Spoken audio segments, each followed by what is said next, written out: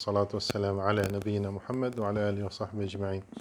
So we're still reading in the book of Riyadh al-Salihin in the chapter of greetings, and one of Allah's name, As-Salam. This is Allah's name, subhanahu wa ta'ala, the peace, the bringer of peace, the maintainer of peace, the causer of peace, subhanahu wa ta'ala.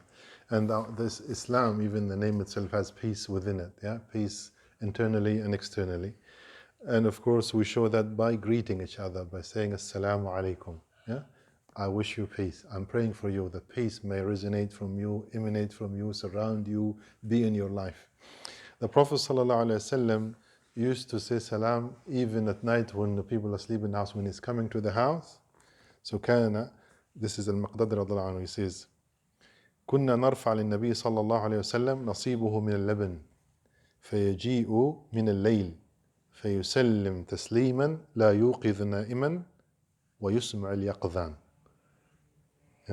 So the Sahaba radiallahu anhum, this lucky human being who lived with the Prophet sallallahu alaihi wasallam, ate with him, walked with him, talked with him, prayed behind him, he says وَلَا الضَّالِّينَ, and they say Ameen, Ameen with the Prophet Muhammad sallallahu alaihi wasallam. Just lucky, May Allah subhanahu wa ta'ala gather us with them in Jannah, in paradise.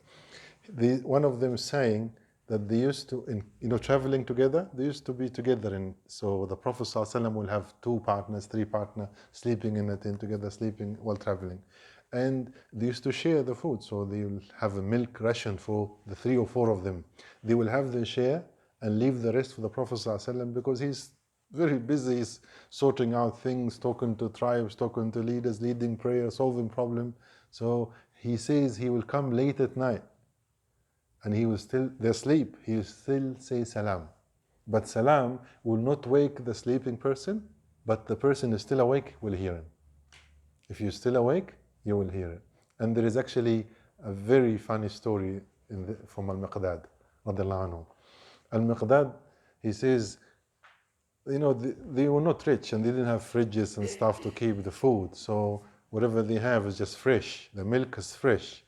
So Maqdad was really hungry one day, and what he did, he drank the share of the Prophet ﷺ before the Prophet ﷺ arrived. He drank the share, and of course, when he finished it, now he can't even go to sleep. He was awake because of hunger. He says, I'm hungry, I can't go to sleep. And that hunger says to him, just drink. There is a Prophet, he will find somebody else. He visits all these homes. So he drank the Prophet ﷺ's milk. And he says, when I finished it, now even the sleep I had before is all gone. I can't sleep from guilt. I'm feeling so bad. What did I do? I drank the Prophet ﷺ's milk. And before long, the Prophet ﷺ came and said, Assalamu alaikum. Somebody is awake, will hear it. Somebody is asleep, won't hear it. Who is awake?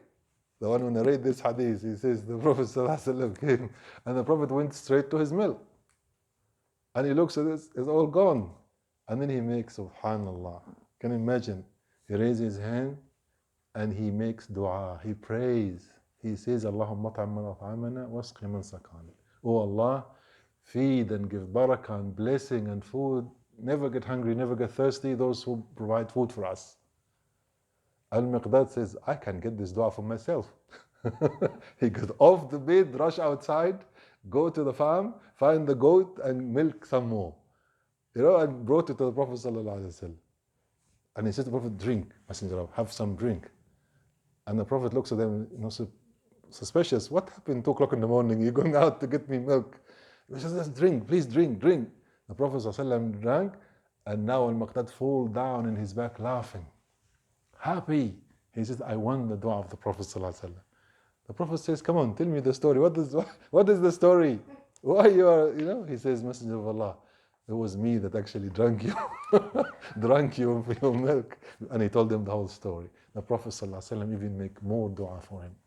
May Allah subhanahu wa ta'ala gather us with them in Jannah to hear the same story from their own mouth. May Allah subhanahu wa ta'ala make us from those who witness and be the best in the month of Ramadan. May Allah subhanahu wa ta'ala make us from those who witness the month of Ramadan and make us from those who will win Laylatul Qadr and win the Taraweeh and win the fasting in the best way possible. Wa akhir da'wana alhamdulillah rabbil alameen. Jazakum Allah khairan.